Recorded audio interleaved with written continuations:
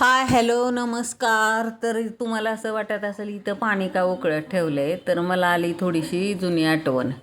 आत्ता हल्ली झालं आहे फॅशनचं जगणं आणि फॅशनचं खाणं, आणि त्याच्यात तेवढा कस पण नसतो.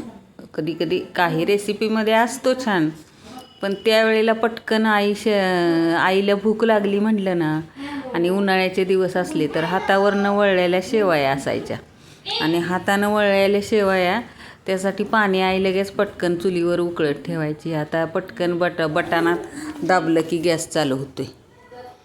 आणि मग मला पण तसंच शेवया करून खायच्या होत्या. मला तुपात भाजून नंतर ते तसं नव्हतं खायचं, साध्या पद्धतीनं केलेल्या मला कधी कधी आवडतात. आणि आज ट्राय करायचं होतं गूळ टाकून शेवया, कारण साखर पण जास्त जरा थोडीशी साखर कमीच केली आहे आम्ही. मग मी पाणी उकळेपर्यंत वाट बघितली.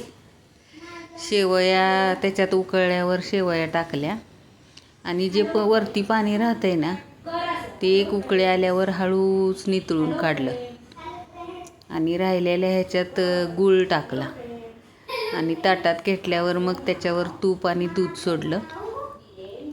तर तुम्ही कधी पूर्वी अशा करून खायच्या का शेवाळ्या? मला नक्की कमेंटमध्ये सांगा. म्हणजे आमची आई तर असंच करून आम्हाला द्यायची. आणि त्याच्यातला एक गुणधर्म म्हणजे काय, पूर्वी खपली गव्हाच्या शेवया असायच्या, आणि त्या गव्हाचं कधीतरीच कुणाला तरी एखाद्या श्रीमंत घरात खायला मिळायचं. आणि खपली गव्हाच्या शेवयात कंदार असं कसदार पौष्टिक हे सूप असायचं.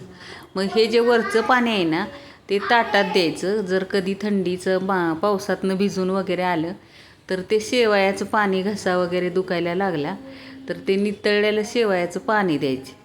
त्याचा एखाद्या सूपप्रमाणे वापर व्हायचा, म्हणजे त्यानं ताकद पण यायची आणि घसा पण शिकून व्हायचा.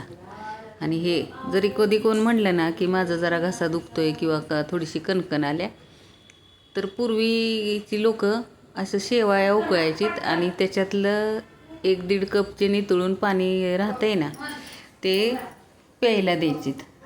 म्हणजे तेवढं पण एक सात्विकपणा होता. हल्लीची पोरं काय म्हणतील की अरे हे शेवयाचं पाणी कशाला प्यायचं वगैरे, पण खरा तर कस त्याच्यातनंच उकळून जातोय ना.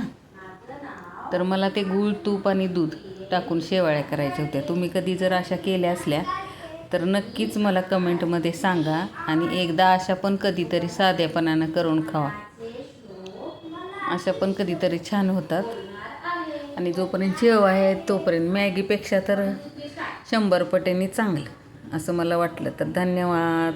नक्की कमेंट करा.